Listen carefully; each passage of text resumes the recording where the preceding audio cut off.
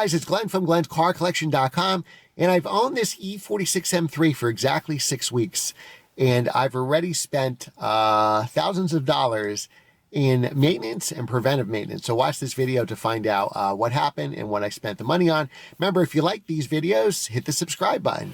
The more subscribers I can get, the better cars I can review. The more access to press cars I get, dealer cars, and obviously the more subscribers I have out there, the more subscriber cars as well as I can review. So you want better content, better cameras, subscribe. As that grows, everything grows.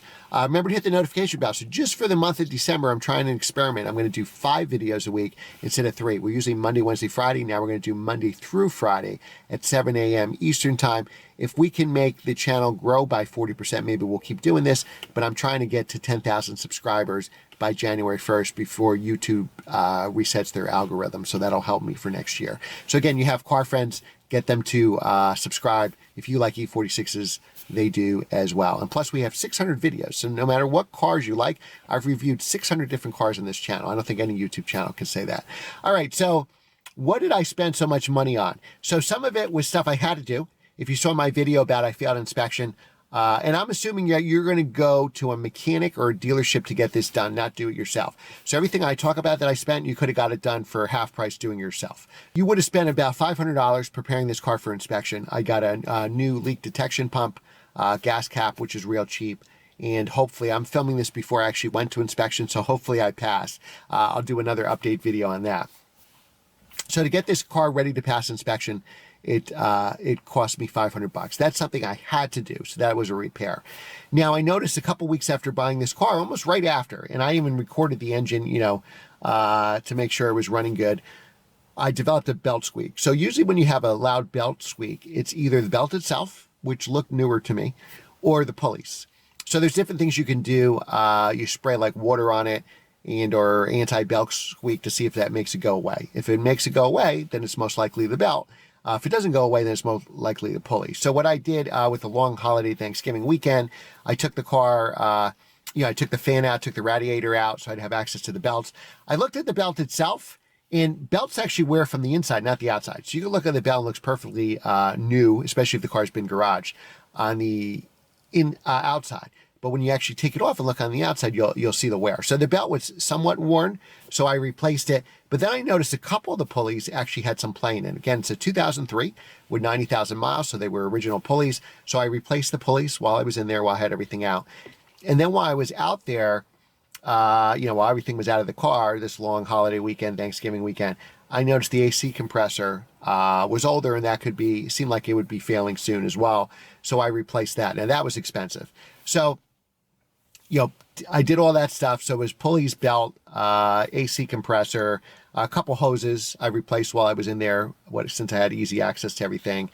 And that would have cost about $3,000. So I went to a local dealer. I said, this is what I did. They're going to charge you 10 hours of labor to do everything I just mentioned, including the EVAP pump.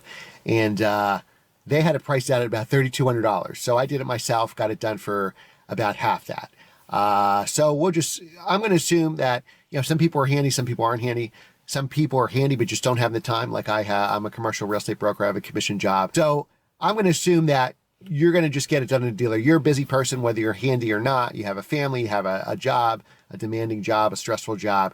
You're just going to take it to your local BMW mechanic and get it done.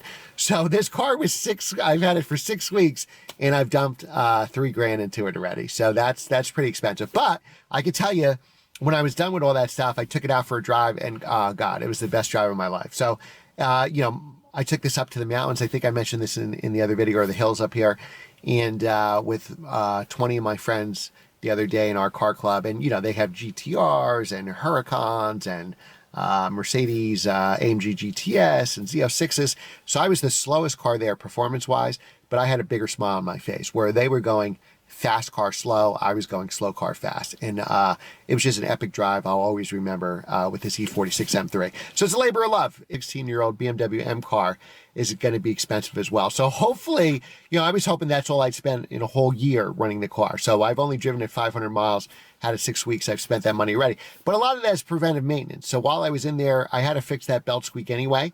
but I certainly didn't have to replace the AC compressor, but it was no more labor to do it. I was already in there. So I'm going to assume, again, that you're going to get this done at a dealer. So far running cost in only 6 weeks, hopefully this will be 12 months running cost, is $3,000. But again, worth every penny. You're paying for the driver's experience. And that's what I've said. If you follow the channel for a long time, I've said this many times. If you're looking for an E46 M3, go $5,000 less. So if your budget for an E46 M3, I think you really got to start at 20. I looked at so many E46 M3s over the last years, cars from 16,000 to 40,000.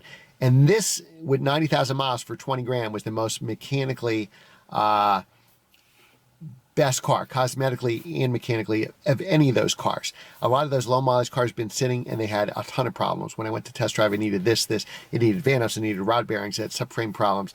I have a friend who had 30,000 miles on his car, and the rod bearings went and took out the whole engine. So, people pay big money for these low mileage cars. You're really buying on condition. So a 90,000 mile car, that's been driven, and my car had all the big stuff done. So now it's just down to the little stuff. And you could do, if you're handy, you could do the little stuff for half price. If you could do all this stuff like I did for probably $1,500 in parts, it makes a tremendous difference. And obviously you're going to enjoy the car more than you're paying a mechanic all the time. But I could tell you, my McLaren for 12 months has cost me $0, and I've already technically spent $3 grand on this car in 6 weeks. My 993 Turbo, I think in 5 years, maybe I spent $800 in maintenance on that car. So my BMW 1M, it had free service when I got it.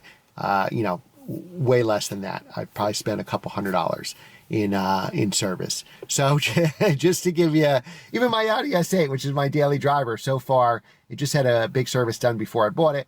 And, I've done, I think, 3 oil changes on it, $165 an oil change. If you do it yourself, it's like $80.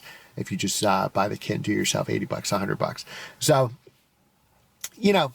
again, you got to buy these cars on condition. And even though a car that's great condition and a PPI said it needed absolutely 0, was in excellent shape, it's still going to need stuff. And that's why, and to keep this car running strong, unfortunately, you have to do that preventive maintenance. But is it worth it? Oh yeah, for the driving experience, it's worth every penny. And again, for the E46 M3, if your budget is 25,000, buy the best car you can for 20,000. Then you have 5,000 for maintenance, and hopefully that lasts you 2 years or something like that. And then you can figure it out from there. So what you don't want to do is buy this with every penny and then have nothing left over to do the preventive maintenance or the required maintenance. Same thing with if your budget is $30,000 car. Buy a E46 M3 for 25, and then you'll have 5 on maintenance. And don't assume that $30,000 or $40,000 low mileage car, or 50,000 like people want for Laguna Seca Blues, don't assume that it needs less work than this car does with 90,000 miles.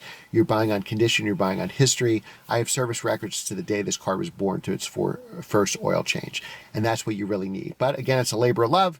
And if you plan to drive this car a lot, so like if you're thinking an M2 or an E46 M3, you know what, the M2 is going to depreciate, but this will probably cost you more to own because you're going to spend money on maintenance, where the M2 is a newer car that you will need that. So it's just something to think about. Do I regret buying an E46 M3? No. When I open the garage and see this sitting here, I'm so happy. When I'm sitting in this car, I love vlogging in this car because I just love looking at the steering wheel.